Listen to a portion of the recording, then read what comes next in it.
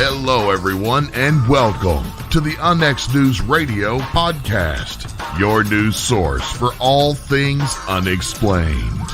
And now, here's your host for the Unnext News podcast, Margie K.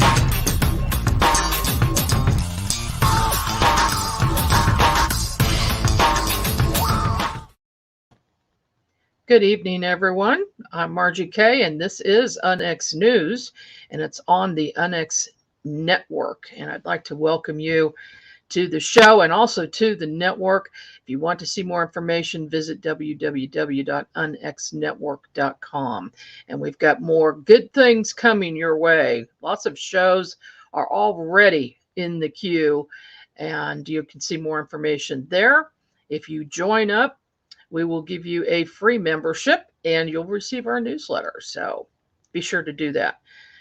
Today, I am going to show, or you're going to hear, an interview that I did in 2002 with Delores Cannon. I met Delores in the early 1990s at the Ozark UFO conference, and that was at the time when Lou Farish was running the show there. He introduced me to Delores, and I was impressed with her right away. And this lady did so much in the way of hypnotherapy and then delving into things that really, frankly, other hypnotherapists weren't doing. She developed a special technique along the way, actually several techniques. She was able to help people with health issues and smoking problems and things like that. But then she found out that she could actually get people to go back and take a look at their past lives. And then later on, she found out accidentally that she could contact people from other time periods, and specifically Nostradamus. This happened when she was doing a hypnosis session with a patient. A client was visiting her, and she put her into a very, very deep hypnotic trance state. And Nostradamus just started talking to her. And actually, he was speaking to her from his time period. Now, she talks about this in a series of books that she wrote about Nostradamus and about how he helped her understand all of his quatrains or his prophecies.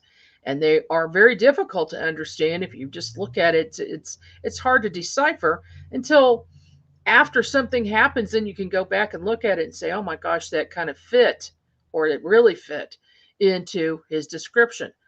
But with Dolores's method, she was able to actually speak to him directly and get him to translate or describe exactly what these quatrains meant. And so that's what she wrote in her books. I read the first book a number of years ago, not long after it came out. And that triggered something in me. And I'll talk about that after we hear this interview coming up right now. Race, go ahead and play that. My guest is Delores Cannon. She is in Arkansas, and she's a researcher, a hypnotherapist, a speaker, and the author of 12 books. Welcome today, Delores. Hello there. How's the weather down in Arkansas? Oh, we've got a beautiful day. We've had all the rain. I guess you've had it up there too, but it seems to have stopped for a while now. Yes, it has, and we're in the heat wave. Yeah, we got to go from one to the other. Well, I guess we'll get through it one way or another. Delores, I met you at the Ozark UFO convention, and you are a part of that. You help put that on every year along with Lou Farish, don't you? Yes, we've had that now for 14 years, so I've been on it from the very beginning, and it just keeps growing and getting more and more people every year. Yes, and you have written a number of books, and I have started reading them, and the first one is Conversations with Nostradamus, Volume 1. Well, I don't know if that's the first one you wrote, but that's the first one on Nostradamus. That's the one I'm best known for, or the Nostradamus prophecies. It actually is a 3-volume set, And it was the first time all of the almost 1,000 of the prophecies have been covered and interpreted. And they're now calling it the most accurate interpretation of the prophecies that's ever been written. Well, I believe that because after only getting halfway through the first book, I can tell that there are a number of prophecies that have come true in recent times. And but before we get into that, why don't you explain your background to our listeners and how you came across this information? Okay, because I think that's important for people to know. A lot of people think I channel or that I'm a psychic in my own right because I'm dealing with the prophecies. But actually, I'm a hypnotherapist. And my roots in hypnosis go back about 35 years. I've been doing this a long time. I started back in the 60s when it was the old-fashioned methods, watch the shiny object and the long drawn-out induction techniques. And then those days I was doing the habits, stop smoking, lose weight, that kind of thing. And that was at the time when I stumbled across reincarnation and past lives totally by accident, when we was working with a woman that a doctor wanted my husband and I to help because she had problems with nervous eating and it was affecting her kidneys. And while we were working on her for helping her with that, she went back into a past life.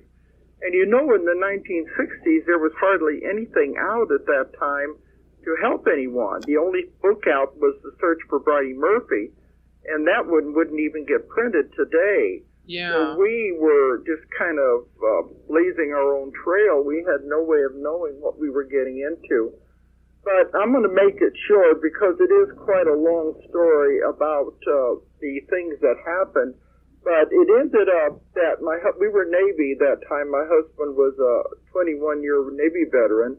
He was put out of the Navy because he was almost killed, and we retired to the hills of Arkansas. And this was in the 70s. So at that time, I had a large family, and he was in a wheelchair for 25 years. So I had a lot of other things to take me away from hypnosis.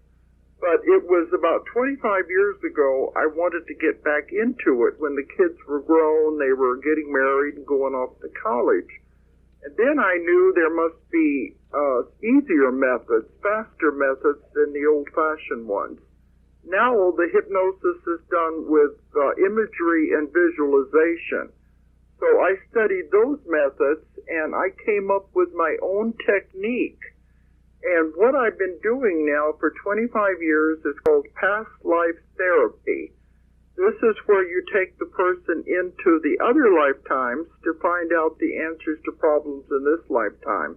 And the technique that I developed, I work in the deepest possible level of trance called the somnambulistic level.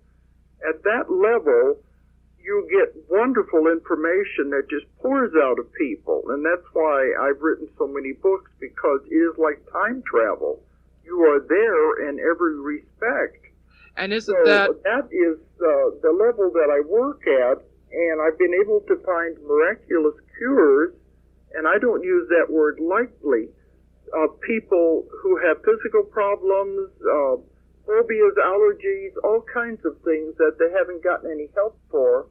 We take them into the past life to find out the answer for the problem now, and it goes away in one session.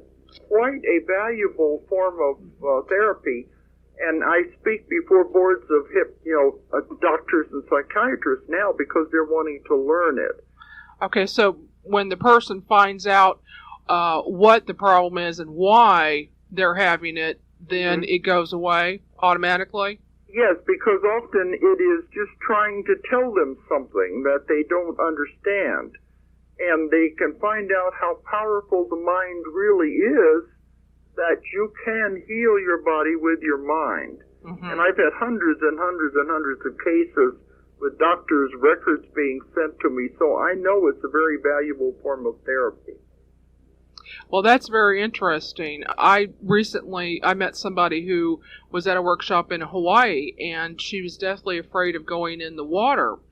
So they did hypnosis on her while they were in Hawaii and found out she wasn't really afraid of drowning. She was afraid of being eaten. And so apparently in a past life she'd been eaten by some large aquatic creature.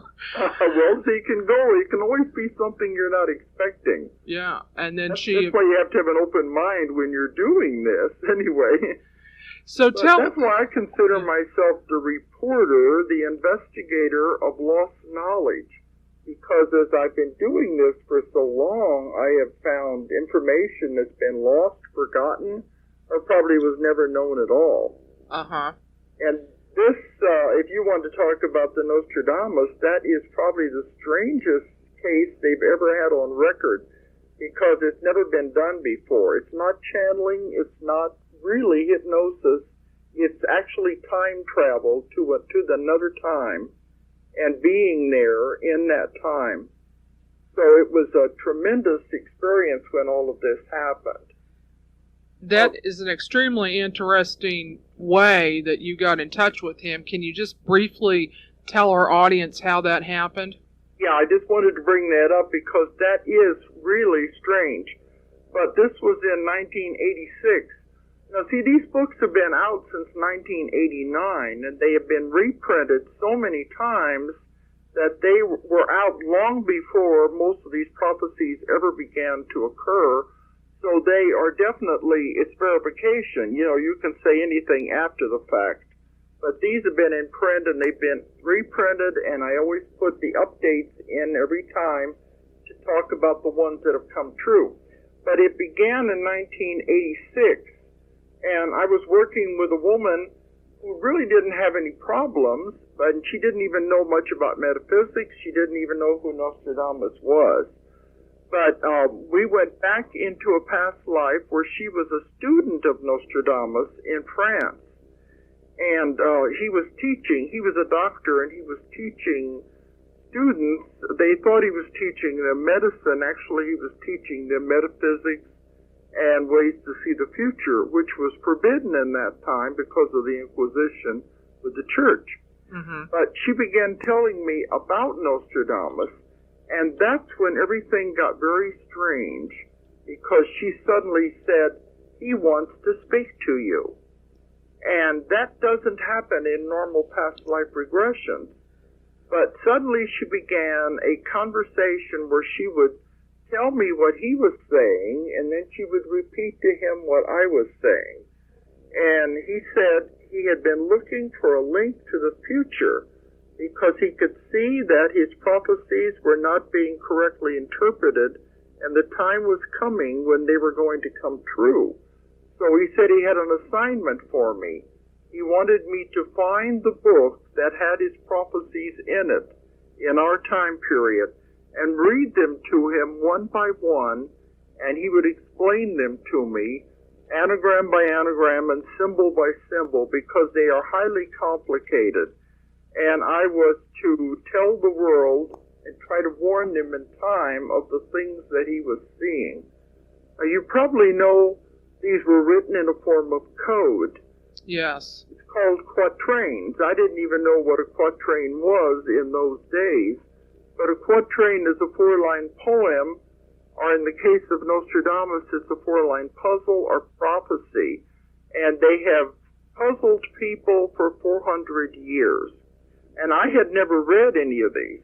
But anyway, when the woman woke up and I told her what she had said, she was so frightened she moved to Alaska. So you can't say I started it, you can't say she started it. But right before she left, we had time for one more session, and it was with, packing boxes and suitcases and, and everything, because she was leaving, and she was just doing it to appease me more than anything. But when we had the session, he came through again, and he says, you must do this work. It's highly important to your time. I said, I can't. She's moving away. He said, that doesn't matter. Now that we have made this connection, you will never lose me. That I will come through anybody you work with in this deep level. And he gave me the instructions how to locate him and tests to perform so I would know I was actually speaking to him. And that's what started the adventure, and that's why it took 3 books. Took many, many twists and turns. I got involved with an astrologer to get dates, and by the time we were finished with all 1,000 quatrains, there were 12 people involved that he came through and continued the translation and the same scenario through all these people. My goodness. So it would be very hard to say this is a hoax or something that's been made up, because it is too complex, and the prophecies are coming true at a very alarming rate right now. Yes, and some I've noticed have already come true, and especially, well, the first one that really stuck out in my mind was the election, the Yes. close election. I was on this one. People kept calling me and saying, is this the year of the hung jury election? They've been calling me ever since the book came out. And it is so exact. No one has ever interpreted this quatrain in this way before. It's always been interpreted as a haunted house, which didn't make much sense. He wouldn't write about something like that. But I was on the air.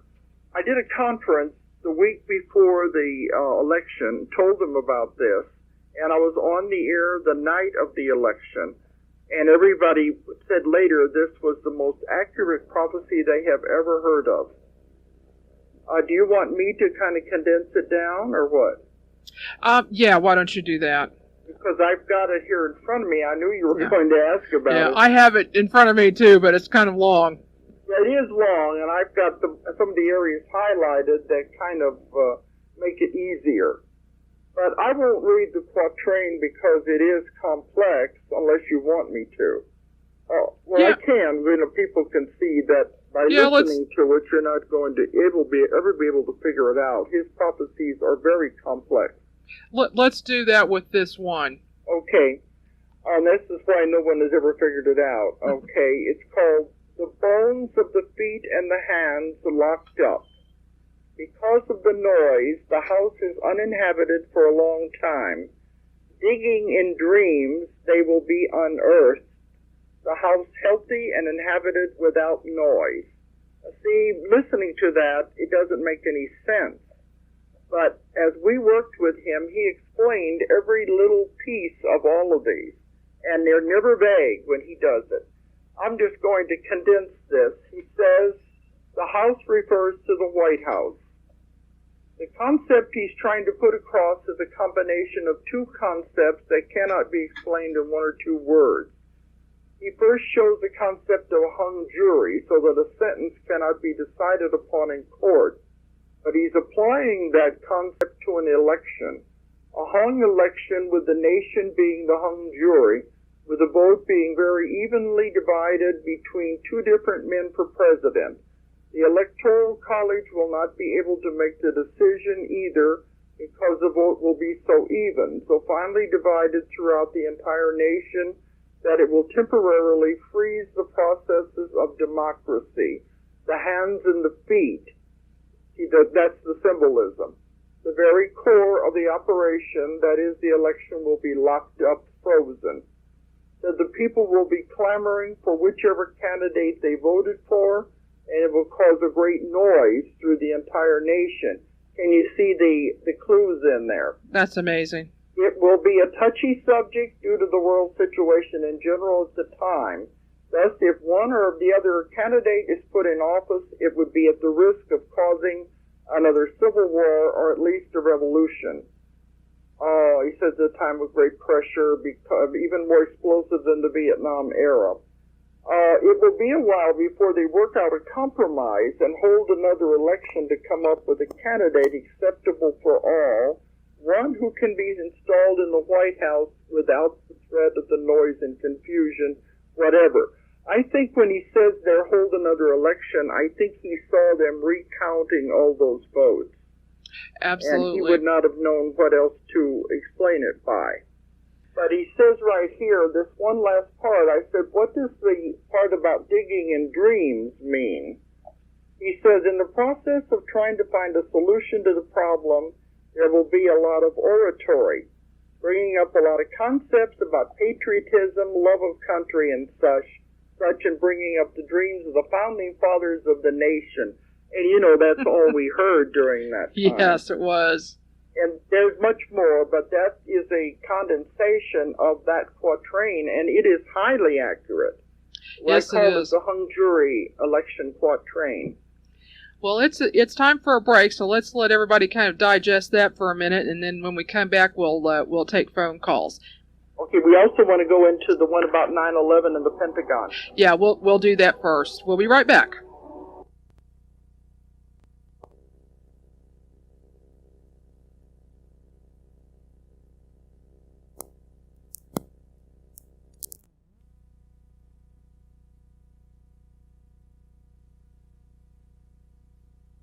Delores, we were talking during the break a little bit. You've got a couple other quatrains you'd like to go over before we take some callers. Yes, because there is a great deal in the book. You know, I said the books came out in '89. They were out before the breakup of the communist countries and the fall of the Berlin Wall, but all of that was predicted, and we had the dates for the beginning of the Gulf War 3 times, and anagrams dealing with Saddam Hussein. So see, there's a great deal of information that keeps unfolding. But I do want to bring up the one about the Pentagon and the bombing of New York, because they are, again, highly accurate. Let me just read the one about the Pentagon real quickly. It's not as long as the other. The Gordon will flood Nims so high that they will think Deucalion has been reborn. In the Colossus, the greater part will flee. Vesta's fire appears extinguished in the tomb. Now, those are in there, the names of gods and goddesses. He used that a lot in his quatrains, referring to Greek history. He says the quatrain refers to an incident in the next World War. And I said, in the next World War? He said, yes, the one coming up. The conflict will be in the process of developing that the Antichrist will take advantage of. He says this describes an opposing power bombing the Pentagon. And I said, the Pentagon? Yes, the Colossus refers to the Pentagon. That's from the quatrain. Okay. Vesta's fire appearing to be extinguished in the tomb is a descriptive phrase describing a bomb dropping down on the Pentagon with a fiery wake exploding there and being covered up with smoke. He says being extinguished in the tomb means it will turn the Pentagon into a tomb. And there's more to it because of the other anagrams, but I think that is it's just really remarkable. Yes, and it that's is. exactly what happened. And there was also the one about the New York City. And it even talked about the planes coming in at 45-degree angles. Oh, my goodness. And that was what later the people, I had hundreds and hundreds of emails after this happened. We even posted these on our website. And they said, do you realize that was exactly the angle that the plane came in? And I didn't know that. But he was talking about there would be many other bombs besides this, and this was what made it hard for him to tell which ones were going to hit New York and which ones would be avoided.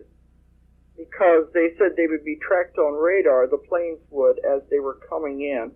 So I'm not going to go into so much on that, but he did see some more things happening in New York, which is not very nice. I never like to talk about these things, but we're in the middle of this now.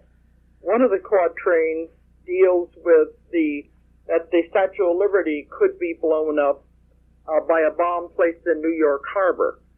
And you know, I've always wondered, people said, do I think the government has read my books? I don't know, but I do know they are taking the precautions, because he even mentioned using crop dusters to spread biological warfare. Oh, no. And it makes you wonder, are they paying attention to my books? Because everything that's mentioned in here, they're taking precautions against.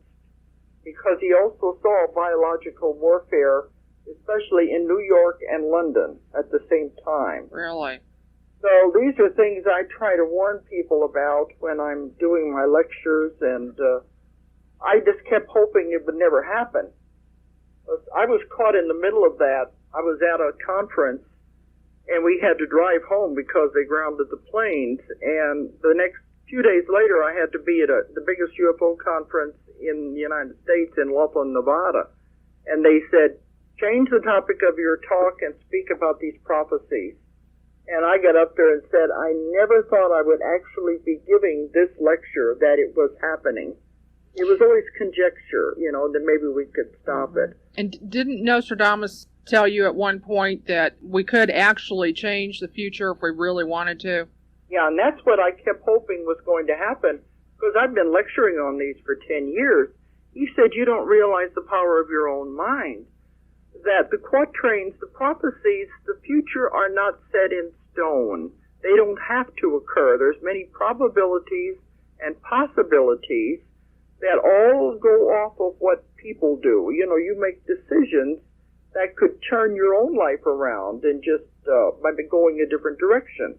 Right. So he said, if you knew the results of what was going to happen, the road you were going down, you could change these prophecies by focusing on the opposite of what he was showing us. People said they don't like Nostradamus' prophecies because they're doom and gloom. But he said, how else am I going to get your attention? He said, these are the worst case scenarios. That if I tell you the most horrible things man can do to himself, will you do something to stop it? That's the idea, to get our attention, and then we can focus on the opposite, on peace and harmony, or at least lessen the effects if it's too late to stop it. Yeah, and you can avoid going to those places. That was the idea, and I was hoping that we were keeping it from happening, but the most I've been able to see from his dates is we've only held it off by a couple of years. We were supposed to be at this point by the end of the 90s, so it seems like it's only a few years off. So I just hope we don't get into the horrible things he saw about biological warfare and chemical warfare and all of that. Well, I certainly hope so, too, although that has been a hot topic on television lately, and it's certainly a major concern. Well, people tell me they're reading my books and watching it happen on television, on the news, and it really is, it's creepy, because I never wanted any of these things to happen. Oh, but you want me to give my website, or you want to wait till the end? Let's go ahead and do that for people that are listening now, so that we make sure everybody knows. Okay, I've got an 800 number, and I've got my website. Okay, let's do the both. 800 number is 1-800-935-0045. My name of my company is Ozark Mountain, so I abbreviate it on the website, www.ozarkmt.com. All about the books. It also has my speaking schedule is on that website. That's great, and we'll mention those later on during the show, too. Let's go ahead and open the lines up now. We'll take callers at 816-792-1140. So if you have a question for Delores, you can call in. While we're waiting for callers, Delores, why don't we go on a little bit about what other things Nostradamus warned you about in our near future? Well, because he was telling us all this time that we should not have gone to war in Bosnia, because that was another part of the series of events. He talked about the Third World War. The Third World War was going to begin with the Gulf War, and that's why he gave us the dates 3 times, because he said, if you look back in history, if we go to the Third World War, you'll find it started at that time. Because, World War I and World War II began with small events that happened before the actual events occurred. Sure. But he said, you must stay out of the gray area of Europe. He called it the gray area because he said you don't know if you're in Europe or if you're in Asia. And he used the terms Macedonia and Albania. And that's definitely where it was. He didn't have a name for Yugoslavia. But he said if you could stay out of there by the end of 1995, we might have had a chance of turning the events around. But the president sent the troops in before the end of 1995. And he said if we got in there, we weren't getting out, and it was going to be a series of events. You know, now he was definitely going to happen in the Middle East. Everything is coming from that area. And he foresaw a lot of these things that are happening now with Israel. And he also saw India and Pakistan getting the atomic bomb. I'm hoping that doesn't develop. He didn't say anything about that developing there, just that it was dangerous that they had the atomic bomb, that they would have, by this time in history. Yeah, I have a real creepy feeling about that myself. Yeah, because, they talk about limited nuclear war. There isn't any such thing. I wrote, one of my books I wrote deals with the bombing of Hiroshima. And I said when I did that, I knew there was no way, we can't let anything like that happen again. He said a lot of the people today don't realize the horror that was with the actual bombing of Hiroshima and the destruction that was done and the terrible things that happened to the people. There is no such thing as limited nuclear war. We have to stop all this before it goes any further. Well, I certainly hope that we can stop it. And we have a caller on the line. Okay. Chris, do you have a question? Yes, I just wondered if the UN is involved in this, what their role is in it, and what our own government's role is in it. In what? The World War III. World War III. The beginning of World War III. Yeah. Well, Nostradamus didn't think very highly of the United Nations. He said that it would eventually disrupt because he said it was not very effective. And he saw several talking about dealing with the United Nations, and he didn't think they were playing a very effective role in stopping the war. But he did see a lot of things going on with the government that were not being told, things behind the scenes, too, I guess there's always other reasons why they want to have wars. I've always said, too, if the rulers would get out there, they again fight the wars and leave the people out of it, it wouldn't last very long. Exactly. You know what I mean? As human beings all over this world, we're all God's children. Yes. These so-called leaders that they have the problems among themselves. Let them fight it out to see what would happen. Did he give any suggestions of how we could turn the tide? He said we have to use the power of our mind and concentrate on peace and harmony, and this creates an energy that can balance it out, because it isn't set in stone that we can influence it. I really thought it was very fluid until we started bombing Afghanistan, a few weeks after the attacks on New York. But once we did that, we kind of went down a road of no return. But I certainly don't see any reason to go into the other countries over there and start bombing them for something the other ones did. That's only escalating the problem. Well, I've heard some disturbing things about, well, number one, we've killed more American friendly people over there than we have our supposed enemy. Mm-hmm. And right after September 11th, we flew several thousand Taliban out of the country. Yes. And I've gotten many, many emails since then wanting to know about bin Laden. And bin Laden is not the one responsible. He is not the main character, the one we call the Antichrist. The Antichrist is a totally different person, and he remains in the background. But there is a group of very rich and powerful people in that area that are responsible for everything. And bin Laden is just more or less like a scapegoat. He's being targeted, although he may be a part of the group. He is not the main character. Okay, we're coming up on a break now. Okay. Let's hold that thought, much. And thank you for the call, Chris. And when we come back, my guest is Delores Cannon. She's the author of Conversations with Nostradamus. Volume 1, 2, and 3, as well as 12 other books. But today we're talking about Nostradamus' prophecies and her connection with Nostradamus. Delores, what other prophecies did Nostradamus let you know about that are coming up in the near future? Okay, the most, as I was talking about, he wanted us to keep out of this Third World War because he said, if you go into it, it'll be the most horrible war in history. With the nuclear warfare, the laser weaponry, chemical and biological. So that's the main concern right now, is to try to nip this in the bud. He called this time the time of troubles. But he said if you could come through the time of troubles without, killing ourselves or without blowing up the world, that we're going to go into a wonderful time. It's called the time of the great genius and the 1,000 years of peace. So it is exactly what's predicted in the Bible. The 666 is referring to the Antichrist and the use of computers. That's where that number comes in. So even in Bible times, the computers were predicted because that's what it refers to, is that part.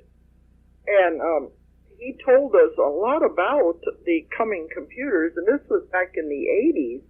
I had just gotten my first computer about that time in 1985. He didn't like computers because he said that we give too much over to machines that we should be doing ourselves. But he said, he was telling me about the advancements in computers, and I thought, oh yeah, maybe in 100 years. And I've seen everything that he talked about happening in 10 years' time, and it's really remarkable. Because he was talking about the next advancement of computers that he saw in the 80s was those that would be activated by voice. And, those have been coming to pass. Then he saw those that would be activated by thought. And those are being worked on now. They've had made some wonderful advancements in Japan where all you have to do is think at the computer and it turns it on and off. It does the typing and everything. And it doesn't matter what language you're thinking in. Yeah, I was going to say that. That is truly remarkable, that it doesn't matter what language, it's the thought that activates these things. That's amazing. They were doing it first for the handicapped, but this is exactly what he was seeing, that you'll be able to just think at it and it'll be able to operate. So, but, imagine he couldn't even understand computers, let alone understand all of these. But he also foresaw what he called the organic computers. And that is being worked on at this time. He saw the science of nanotechnology, which is beginning to become very popular too, where they're going to inject these tiny things about the size of a cell into the body, and it'll be able to make repairs and all of that. It's called the science of nanotechnology. And he also saw the organic computer. They are working on computers now that will be operated off of DNA. They said a test tube full of DNA would be more powerful than all the computers in the world. It would be 1,000,000 times more powerful and 1,000,000 times faster. Because after all, the DNA does send messages through the body. And they're harnessing that now, and they're developing it. It won't be much longer, I don't believe. There'll be tremendous changes in the way we view computers now. Can you imagine what he must have thought when he saw these things, not understanding anything he was seeing? That's difficult to imagine. And, we didn't even have words for these things when we were doing it in the late 80s at all, because we didn't know these things were going to happen. Yeah, and the DNA technology hadn't happened yet either. And we weren't into any of this, and he saw the World Wide Web. He told us about that. And this, I said, we just got our first computer. I thought maybe it'd take 100 years to do the things that he saw. Yeah. But, as the Antichrist was a very important character, another important character that he saw was called the Great Genius. The Great Genius was a man that would come after the time of troubles and would lead us into this 1,000 years of peace with all these remarkable inventions. That we'll be traveling in space, living in space, and space colonies, and they will develop a source of energy that would be beamed at the Earth, and it would be non-polluting and would power everything on Earth. And he also saw that the human body would be perfected to the point that it would never die. Did he give you a time frame on that? Well, whenever we were doing it, I wanted to know when the time of the great genius would be. And there were sometimes people in the room who were younger people, you know. He said, of those in the room of childbearing age, he will come in the time of their grandchildren. And so that was in the 80s. So we were figuring 20 to 50 years from the 80s. So I believe I think he'd be a child, if nothing else, at this time. Okay.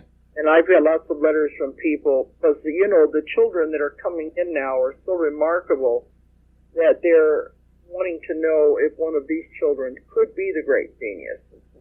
And who knows, because these children are quite remarkable, that I've been working with investigators all over the world about these new generation of children. We're going to have some remarkable things happening here. Just get through this time, he said. You've got to get through the time of trouble. Then things will really open up, and it's going to be remarkable. Well, there is some hope for the future then. Yes, there is. That's certainly good to know. You know, they always say this is the end of the world. No, it's not. Mankind has always been a survivor. There'll always be people who will survive. But we want to try to give them a world that they can survive in. You know, we don't want to blow it up and have it too messed up with pollution and everything either. Certainly, we think about our descendants and what we're leaving them. Yeah. It's a concern. Yes, and things are really happening, and so we have to make sure that it is a good world that we're going to leave them. Just got to get through this time, get the negativity out of here, and go in a different direction. Exactly. Now, before we run out of time, could you go ahead and give the audience your website where they can see all of your books and your 800 number again? Okay, because they can check on the website, and it has about all the different books. They're on all phases of the paranormal, my adventures in time travel. And it also has my schedule for my speaking engagements. I travel all over the world every week in a different lecture, different conference. But the website is Ozark Mountain abbreviated, www.ozarkmt.com. And the 800 number for more information is 1-800-935-0045. People are really interested in metaphysics everywhere I go. And my books are translated now into so many languages that I have to go and speak with translators at a lot of these different conferences. I was supposed to go to the UFO conference in Istanbul. That was right at the time, right after the bombing, New York, and I didn't think that was a good idea. Probably not. Wouldn't feel real comfortable. So that one I'm hesitant about doing, but you never know where these things are going to be. They can be anywhere in the world. Well, I appreciate you being on the show today, Delores. We're about out of time. Will you come back on the show sometime, Delores? Because I know we have a lot more to talk about. Oh, yeah, I can talk about any of the rest.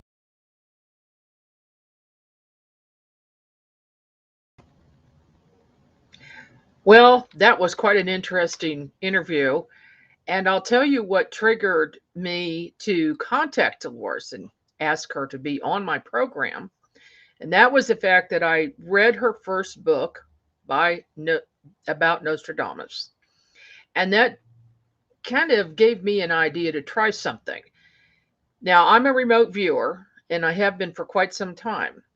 So I wondered if it would be possible for me to contact Nostradamus directly without using hypnosis in order to do so that I could have a conscious conversation with him. Well, to my surprise, I was able to do so, and it was actually on the very first try when this happened. So I know we're going out into a little bit of left field here, but hear me out. What I did was go into a light trance state, a state of hypnosis, which I do through meditation. And it's by practicing meditation a lot over the years that I'm able to do this. And then I transport myself to a time and place. Now, I use this technique usually to work on missing persons cases and unsolved homicides and unsolved theft cases for law enforcement. And I've done over 60 cases involving these things and have been very successful doing it. Well, what that entails is looking at things that happened in the past. So I already knew that I had to bridge space time in order to try this, but I certainly had never gone back to a time period that's that far back and communicated with someone. But I was able to do it. So here's my little short story about that. After reading Delores Cannon's first book about Nostradamus and how she was able to speak to him through some of her hypnosis clients, he told Delores that he's in his time and she was in her time when they spoke. Nostradamus worked with Delores for several years and explained all of his quatrains and prophecies. After reading this, I decided to try to use remote viewing in order to contact Nostradamus, and to my surprise, I was able to do so. I was able to look into his office through a round portal. Now, what happened was I was seeing a tube of light, and I was in this tube of light. And then it stopped right at his office in the wall. I viewed him. He was about 40 years old. He was sitting at his desk in a room with a door to the outside and two narrow windows. My position was at about 6 feet above the floor on the wall. He had a young male assistant in that room with him who kept working while Nostradamus spoke with me. I don't think the assistant even noticed the conversation or saw me at all. Nostradamus looked up as he spoke with me, and he did not seem surprised at our sudden contact, and he remained sitting in his chair. I asked how it was possible that we were communicating, and he said that I created a bridge in space-time between us by using my remote viewing method. Nostradamus told me that I would be able to connect with him anytime I wished, and I've done so several times. He's also said that he enjoyed working with Delores, and he was glad that she put his quatrains and explanations into books for people to read. I asked if he had been in contact with others like us, and he said yes, there were a few over the years, but he did not go into detail about that. He also said that his quatrains were not written in stone and that we could change our own future. I asked how he was able to do his work in the time he lived in, and he said that he worked with only a few scholarly persons and they had to be very careful. He said he was able to contact advanced consciousness and the Akashic record by scrying. One of the techniques he used was looking at a dark bowl filled with water, and in fact, he had one on the table while I was speaking with him. He said that it's a useful tool, but also a common household item that people would not question if they saw it. He also kept a lot of his books and items hidden in a secret room in his house. I then asked how it was possible that we could understand each other, though we speak different languages. He said that this is how telepathy works. We've had several conversations, and I asked about world events in the future. He told me that there would be a civil war in the United States, which would be politically motivated. He also said there would be riots all over the country, and this was several years before these riots recently happened, and that we needed to be aware of a very negative leader coming out of the Middle East who would attempt to bomb us.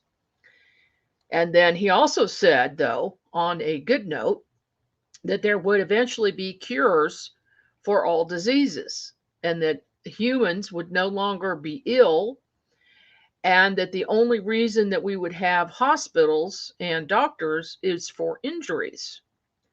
So that's coming up. He did not give me a timeline on that, but that will be a good thing. Okay, golly. Grace, if you want to chime in about anything, if you have any questions, or if we have anything in the chat, I'll be glad to talk about that. But I'll tell you what, I was very inspired by Dolores's book and her techniques. It's called QHHT. And she perfected this over the years. And now her daughter, Julia, does this and does training sessions and is continuing Dolores's work, but she's actually improved on it and doing a little bit different methods. And there's certification. You can learn how to do this yourself. That's what I was going to bring up, Margie, was the fact that Julia continues her mother's legacy. And I am just so honored to call her a friend. As you know, I worked with her for many years and her mother with the conference. I can't say enough about Delores personally. I didn't get to spend near enough time with her. I wish I had more time to spend with her. And but it was a tragic end for her, really, suddenly, and for all of us and all of her followers that just adore and love her still to this day. And I'm super thankful that Julia still continues her work. And I think that it would really be awesome if we could get Julia to come on the show sometime. It would be. And that's a great idea, Race. One of us needs to reach out to her and get her to come on the program and go into more detail about QHHT. One thing on their website at DeloresCannon.com, Delores says, people say, don't you know you're performing miracles? I tell them I am not doing anything. They are. I'm just the facilitator. They're doing the work. So I love her. Yeah. She just had that warm, motherly, grandmotherly aura about her. And she did. She was a sweet lady, but she didn't mince in words. No. Like she would just be very matter of fact. I was speaking to her once, and I was having difficulty understanding something that happened to me, where I saw myself when I was in college at CMSU. I saw myself walking on the campus, and my boyfriend and I caught up to this person, and got to the side of her. She was wearing the exact same coat I was, the exact same jeans, and caught up to her. She looked at me, I looked at her, and she took off. I mean, she was just scared to death, but it was me. It was absolutely me. Wow. I asked Delores about it. She says, you know what? What happened was probably that you crossed a timeline with another person, with yourself. You crossed a timeline. So your other self was doing something else on that campus, and still at the same school. I mean, it's still, to me, difficult to understand. But she was so nice. You said it. She didn't mince words. Like, I'll never, because I'm not a tiny guy. I'm not small by any stretch. And, right. She was bouncing around like she would do at the conference, here and there. And I'm over at our booth doing what I was doing in between, there's speakers on stage. So it's real quiet, And she goes by and she comes over and she sits down in the chair across the table from me. And she says, Race, she said, I can help you with that eating problem you got. I said, I don't have a problem eating. Look at me. I'm getting it into my mouth just fine. And she laughed so hard that she had to go to the bathroom. She said, you made me tinkle. So when she came back, she told me, she said, anytime you want to talk, she said, I think that I can walk you through I forget the word that she used, but it was essentially simple instructions in her words for a life change, a lifestyle change. Right. And I wish I had it, but Julia can do that too. You know what I mean? Like they're just, it was just, I'm really lucky, Margie. I'm so glad you did this show, because you went back from like 20 years ago and dug up an audio file from, a very special conversation you had with a very special person. And both of you, to me, are very dear. And to hear you both, just chopping it up, I would have done anything to have been there. You know what I mean? Like to been on that show with you guys when you did this. But it was just really refreshing to hear her voice again, and to to kind of revisit those memories with her and her abilities, and to hear her just walk us through how, a lot of this stuff came to be. Yeah, that was fascinating. You don't hear a lot about that when you discover Delores Still. So, but I tell you, it was a really good show, and I appreciate you, taking very good care of Dolores's legacy, and your time with her was cherished, I know. Well, it sure was. She was a great lady, and she started something good with the QHHT, and I know it's helped a lot of people. I know some people who practice that, and I'm looking forward to actually going through that myself. I want to go through it, not to do it myself, but to have the hypnosis. And it's a long session, and it might take more than one, but I know it's like 3 or 4 hours. It's not just a little short hypnosis session, but we're out of time for today, folks. I want to thank you for joining us again, and please come back next week, every Friday at 6 p.m. Central Time here on the KUNX Network. I'm Margie K. I'll see you next time. You've been listening to the UNX News Podcast with Margie K. Any rebroadcast or duplication of this program or its content without express written permission from UNX Media or Margie K. herself is strictly prohibited. The UNX News Podcast, in direct cooperation with the internet website unxmedia.com.